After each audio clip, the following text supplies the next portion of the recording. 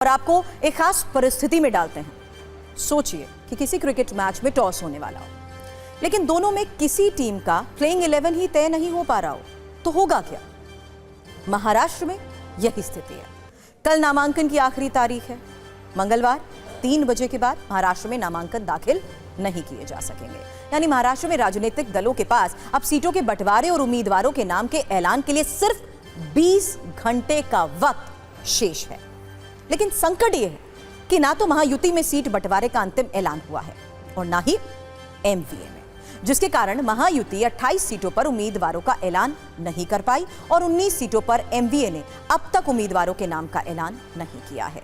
मौजूदा जानकारी के मुताबिक महायुति में बीजेपी ने 146 उम्मीदवार, शिवसेना शिंदे गुट ने 65 उम्मीदवार और एनसीपी अजीत पवार ने 49 उम्मीदवार घोषित किए हैं। सूत्रों के मुताबिक अभी 28 उम्मीदवारों के नाम का ऐलान होना है, जिसमें 17 सीटों पर विवाद है। वहीं एमवीए में कांग्रेस ने 99 उम्मीदवार, शिवसेना यूबीटी 87 उम्मीदवार और एनसीपी ने अब तक 83 उम्मीदवारों के नाम का ऐलान किया है।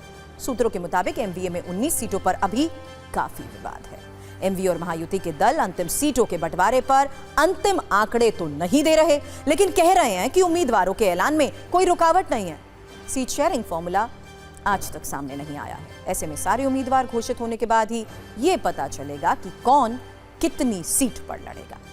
शिवसेना यूबीटी के नेता संजय राउत ने कल साफ कह दिया था कि अब कोई चर्चा नहीं होगी, चर्चा की फाइल पूरी तरीके से बंद हो चुकी है। सीटों का बंटवारा भले नहीं हुआ, लेकिन नामांकन दाखिल हो रहे हैं। सीएम एकनाथ शिंदे समेत कई बड़े नेताओं ने आज नामांकन दाखिल किया। सीएम एकनाथ शिंदे ने खोपरी, पंचपखड़ी विधानसभा क्षेत्र से नामांकन दाखिल किया। इस सीट से शिवसेना यूबीटी ने आनंद दीघे के भतीजे केदार दीघे को चुनावी मैदान में उतारा है। एनसीपी नेता अजीत पवार ने राज्य की बारामती विधानसभा सीट नामांकन दाखिल किया है और इसके अलावा नवाब मलिक की बेटी सना मलिक ने अणुशक्ति नगर से और राज ठाकरे के बेटे अमित ठाकरे ने माहिम सीट से नामांकन भरा है।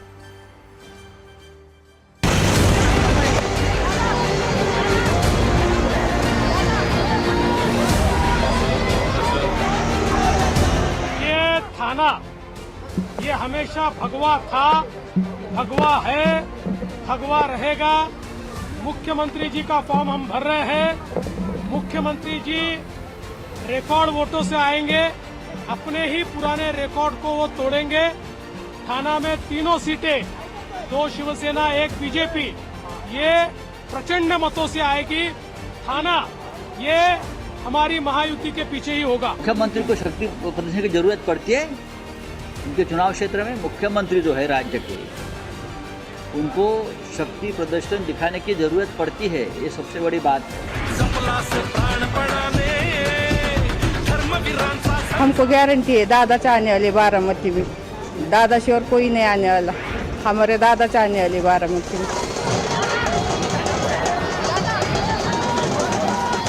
एक को खड़ा रहने का अधिकार रहता है।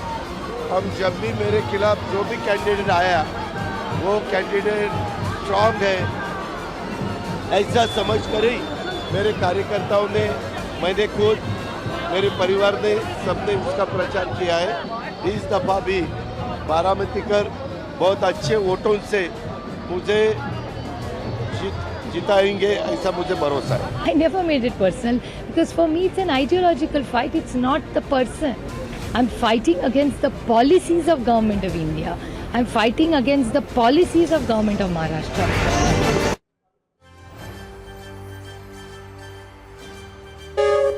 तो फिलहाल हूटर बच चुका है, यानी सत्ता में आज का टाइम खत्म हो गया है। कल शाम 7 बजे आपसे फिर हमारी मुलाकात होगी। तब तक सभी न्यूज़ मित्रों से हमारी गुजारिश है कि वो सत्ता की न्यूज़ रील्स को ज़्यादा से ज़्यादा शेयर करें।